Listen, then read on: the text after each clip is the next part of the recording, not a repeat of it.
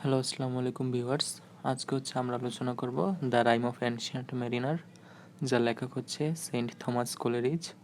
এটি হচ্ছে অনার্স দ্বিতীয় বর্ষের রোমান্টিক পোয়েট্রির একটি কবিতা, এবং এই কবিতাটা হচ্ছে খুব বড় হওয়ায় আমি কবিতাটার বাংলা সামারিটা সংক্ষেপে আলোচনা করব, এবং এটাকে দুইটি পর্বে বিভক্ত করা হয়েছে। প্রথম পর্ব এখন আলোচনা করা হবে, এবং দ্বিতীয় পর্ব ইনশাল্লাহ আগামীতে আমাদের চ্যানেলে আপলোড করা হবে। সো প্রথম অংশে একজন নাবিক ছিল, প্রাচীন নাবিক, যার ছিল লম্বা ধূসর দাড়ি এবং উজ্জ্বল চোখ। বিয়ে খেতে আসা তিনজন অতিথির মধ্যে একজনকে সে দাঁড় করায় এবং তার গল্প শোনাতে চায়। অতিথি সম্মোহিত হয়ে দাঁড়িয়ে যায় এবং নাবিকের গল্প না শুনে পারে না। নাবিক তার গল্প বলতে থাকে। সে বলতে থাকে কিভাবে উপকূল ছেড়ে যাবার পর অনুকূল বাতাস পেয়ে পালে হাওয়া লেগে তাদের জাহাজ দক্ষিণ দিকে এগোতে থাকে। প্রচণ্ড ঝড় এবং বজ্রপাত শুরু হয়। সেই বড় জাহাজটাকে প্রচণ্ড কুয়াশা এবং বরফের দেশে গিয়ে ফেলে। জাহাজের নাবিকরা সেখানে কোনো পশু বা পাখি দেখতে পায় না। অবশেষে একটা অ্যালবাট্রস পাখি উড়ে আসে এবং জাহাজটাকে অনুসরণ করতে থাকে। পাখিটা আসার সাথে সাথে আবহাওয়া আবার ভালো হয় এবং অনুকূল বাতাস আবারও বইতে থাকে। নাবিকেরা পাখিটাকে সৌভাগ্যের প্রতীক বলে চিহ্নিত করে এবং মমতা সহকারে তাকে খাবার দিতে থাকে। কিন্তু হায়, প্রাচীন নাবিক একদিন রঙ্গতামাশার এক পর্যায়ে পাখিটাকে তীর মেরে হত্যা করে এবং তাদের সুদীর্ঘ ভোগান্তির সূচনা করে। দ্বিতীয় অংশে কিছুদিন সবকিছু ভালোই চলতে থাকে। কুয়াশা কেটে যায়, সূর্য ওঠে, জাহাজ আনন্দের সাথে সামনে এগিয়ে যায়। সুদিন বলে সবাই নাবিকের কর্মকে প্রশংসা করে, বলে যে পাখিটাকে হত্যা করাই আমাদের উচিত ছিল, কারণ ওটা তাদের জন্য কুয়াশা আর তুষারপাত নিয়ে এসেছিল। অ্যালবাট্রস পাখিটা মারা যাওয়ার পর থেকেই কুয়াশা কেটে গিয়ে সূর্য উঠেছে, কিন্তু হঠাৎ করেই বাতাস পড়ে যায়, জাহাজ স্থির হয়ে যায়, সমুদ্র শান্ত হয়ে যায়, সূর্য বীরবিক্রমে জ্বলজ্বল করতে থাকে, নিস্তব্ধ সমুদ্র পৌঁছতে থাকে, নাবিকেরা অসহনীয় তৃষ্ণায় ছটফট করতে থাকে। রাতের বেলা সমুদ্রে অপার্থিব আগুন জ্বলে, সমুদ্রের প্রেতাত্মারা জলের গভীর থেকে জাহাজকে টেনে ধরে, কখনো বা আঘাত করে। সেই সাথে তারা তীব্র তৃষ্ণা এবং ভয়ঙ্কর সব দৃশ্য নিয়ে নাবিকদেরকে নিরীহ সৌভাগ্য বহনকারী অ্যালবাট্রসকে হত্যা করার দায়ে শাস্তি দিতে থাকে। জাহাজের সবাই তখন নাবিককে দোষারোপ করতে থাকে এবং বলে অ্যালবাট্রসকে হত্যা করার অপরাধে তার গলায় মৃত্যু অ্যালবাট্রসকে ঝুলিয়ে দেয়। তৃতীয় অংশে নাবিকেরাও তীব্র প্রতিকূল সময় কাটাতে থাকে। তখন প্রাচীন নাবিক দূর দিগন্তে একটা ক্ষুদ্র অস্তিত্ব দেখতে পায়। নাবিক ভাবে যে একটা জাহাজ তাদের দিকে এগিয়ে আসছে এবং দুরবস্থা থেকে উদ্ধার পাবার সম্ভাবনায় সে খুশি হয়ে ওঠে। সে নিজের বাহু কামড়ে রক্ত বের করে কণ্ঠ একটু ভিজিয়ে নেয়, যাতে করে সে তার সঙ্গীদের ডাকতে পারে। কিন্তু হায়, কাছাকাছি এলে দেখা যায় ওটা একটা কঙ্কাল সদৃশ্য জাহাজ। কোনো বাতাস বা পাল ছাড়াই মসৃণ গতিতে এগিয়ে আসছে। পর মুহূর্তে নাবিক দেখতে পায় জাহাজের ডেকে স্বয়ং মৃত্যু এবং জীবন মৃত্যু বসে পাশা খেলছে, এবং খেলায় তারা বাজি ধরেছে প্রাচীন নাবিককে।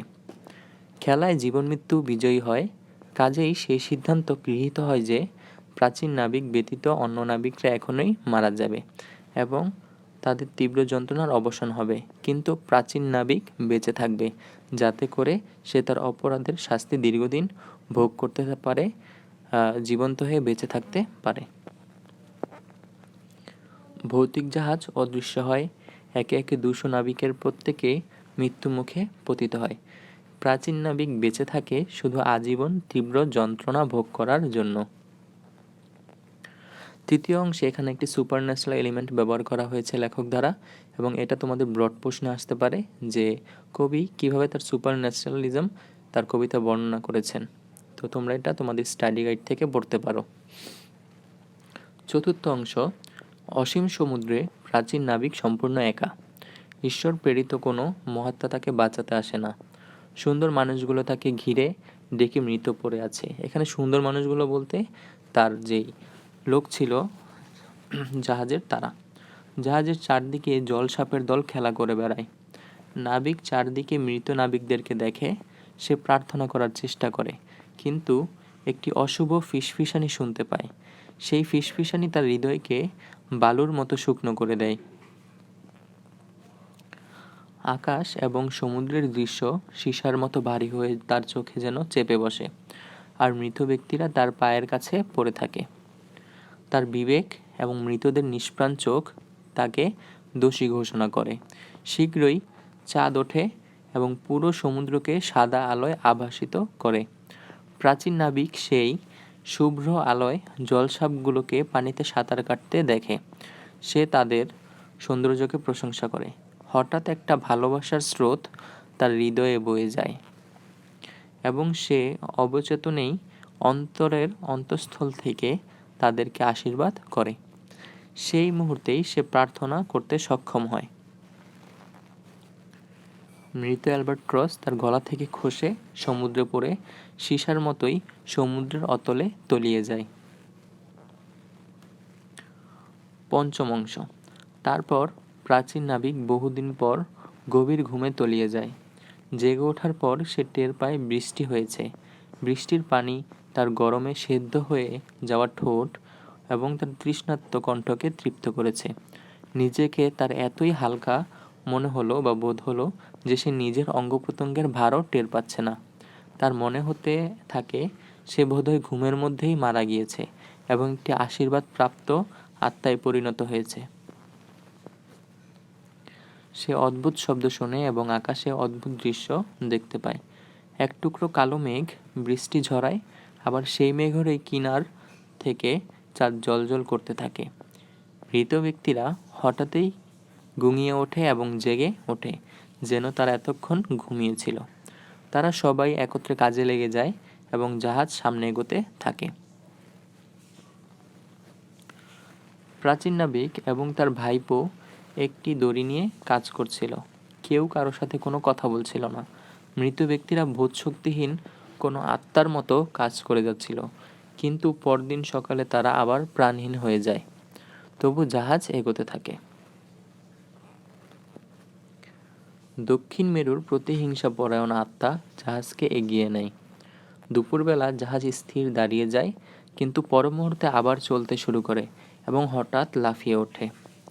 প্রাচীন নাবিক অজ্ঞান হয়ে পড়ে যায়। ওই অবস্থায় সে শুনতে পায় দুটো আত্মা তার পাপ নিয়ে নিজেদের মধ্যে আলোচনা করছে। একটি কণ্ঠ বলে যে নাবিক অ্যালবাট্রসকে হত্যা করে অমার্জনীয় অপরাধ করেছে। অন্যজন বলে যে নাবিক যথেষ্ট প্রায়শ্চিত্ত করেছে এবং আরও করবে। ষষ্ঠ অংশে প্রাচীন নাবিক জেগে ওঠে। সে দেখতে পায় চাঁদের আলোয় সবকিছু ভেসে যাচ্ছে, আর মৃত নাবিকেরা আবার উঠে দাঁড়িয়েছে। তারা তাদের ভাবলেশহীন পাথুরে চোখ তার দিকে চেয়ে আছে, কিন্তু শীঘ্রই এই অদ্ভুত অবস্থার অবসান হয়। তখন এই জাহাজটি একটি উপকূলে প্রবেশ করে এবং তৎক্ষণাৎ নাবিক চিনতে পারে যে এটি তার নিজেরই দেশ। বিস্মিত হয়ে নাবিক দেখতে পায় প্রতিটি মৃতদেহের পাশে একজন করে দেবদূত দাঁড়িয়ে আছে। তারা অদ্ভুত ভঙ্গিতে হাত নেড়ে যেন কোনো সংকেত দিচ্ছে। এই নিস্তব্ধতা সঙ্গীতের মতো করে হৃদয়ে গেঁথে গেল। শীঘ্রই সে দেখতে পেল একটি নৌকা তাদের দিকে এগিয়ে আসছে, যেখানে ওই নৌকার মাঝির ছেলে এবং একজন ভালো সন্ন্যাসী ছিল। প্রাচীন নাবিক আনন্দিত হয়, কারণ সে আশা করে এই সন্ন্যাসী তার মন থেকে পাপ ধুয়ে দিবেন। সপ্তম অংশ। কিন্তু নৌকাটি কাছাকাছি আসার আগেই বজ্রপাতের মতো একটি আওয়াজ শোনা গেল এবং জাহাজটি সীসার মতোই সমুদ্রে ডুবে গেল। কিন্তু পাইলট তাকে উদ্ধার করে। নাবিকের অদ্ভুত চেহারা দেখে পাইলট ভয় পেয়ে যায় এবং তার ছেলে প্রায় উন্মাদ হয়ে যায়। শেষ পর্যন্ত নাবিক নিজেকে স্বদেশের শক্ত মাটিতে খুঁজে পায়। সে সন্ন্যাসীর কাছে অনুরোধ করতে থাকে যাতে সে তার পাপ ধুয়ে দেয়। সন্ন্যাসী তাকে তার পরিচয় জিজ্ঞেস করলে সে তখন তার ভৌতিক চেহারার ইতিহাস বর্ণনা করে। তখন থেকে মাঝে মাঝেই তার পুরনো পাপ আর শাস্তির কথা মনে পড়ে, আর শুধুমাত্র কারো কাছে নিজের কাহিনী বর্ণনা করলে তবেই শান্তি মেলে। নাবিক বিয়ের অনুষ্ঠানে আগত অতিথিকে বলে যে সে রাতের মতো এক জায়গা থেকে আরেক জায়গায় ঘুরে বেড়ায়। সে দাবি করে তার অসাধারণ কথা বলার ক্ষমতা আছে এবং সে মানুষের চেহারা দেখলেই বুঝতে পারে কে তার কথা শুনবে।